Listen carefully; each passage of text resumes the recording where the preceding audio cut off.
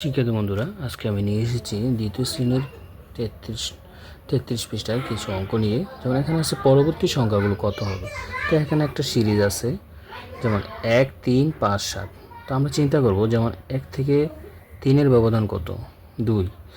আর 3 থেকে 5-এর ব্যবধান কত, 2 করে। আর 5 থেকে 7-এর ব্যবধান 2 করে। তো এতে আমরা সিদ্ধান্ত নিলাম যে 2 করে বাড়ছে, প্রতিটা একটা সংখ্যা থেকে আরেকটা সংখ্যার ডিফারেন্স হচ্ছে 2। তো এখানে যদি 7 হয়, তাহলে 7-এর পরে 2 যদি আমি পার্থক্য ধরে নিই, তাহলে হবে 9। পরবর্তী সংখ্যাটা হবে 9। 9-এর পরে আবার 2 বৃদ্ধি করব, 9, 10, 11। তো 11-এর পরে আবার 2 বাড়াবো, তাহলে হবে 13। এই হচ্ছে ধারাটা।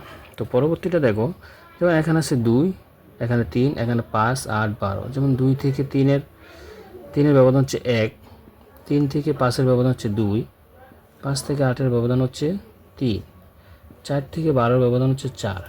তো প্রতিবার 1 করে বাড়ছে, 1, 2, 3, 4। তো অবশ্যই তারপরটা 5 করে বৃদ্ধি পাবে। তার মানে 12-এর সাথে আমরা 5 যোগ করব, 12-এর সাথে 5 যোগ করব, তাহলে হবে এটা 17। হ্যাঁ, তারপরে 12 থেকে 17-এর ব্যবধান হচ্ছে, মানে 12 থেকে 17-এর ব্যবধান হচ্ছে 5।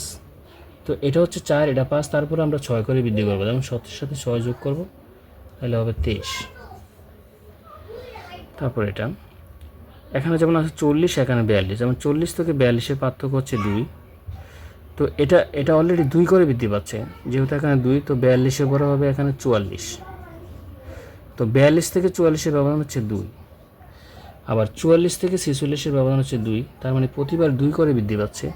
তাহলে 46-এর সাথে আমরা 2 যোগ করব, মানে 2 বৃদ্ধি পাবে, তাহলে এটা হবে 48। তো 46 থেকে 48-এর ব্যবধান হচ্ছে 2। তারপর 48 থেকে 50-এর ব্যবধান হচ্ছে 2। তার মানে এই 50-এর সাথে আবার 2 যোগ করলে সেটা হবে 52। তো এই সিরিজটাতে 2 করে বৃদ্ধি পাচ্ছে। আর এই সিরিজটাতে 1, 2, 3, 4, 5, 6, শেষের দিকে যেটা 7 বৃদ্ধি পাইছে। আর এই সিরিজটা হচ্ছে 1 থেকে 3-এর ব্যবধান 2, 3 থেকে 5-এর ব্যবধান 2। তার মানে এটাও 2 করে বৃদ্ধি পাচ্ছে।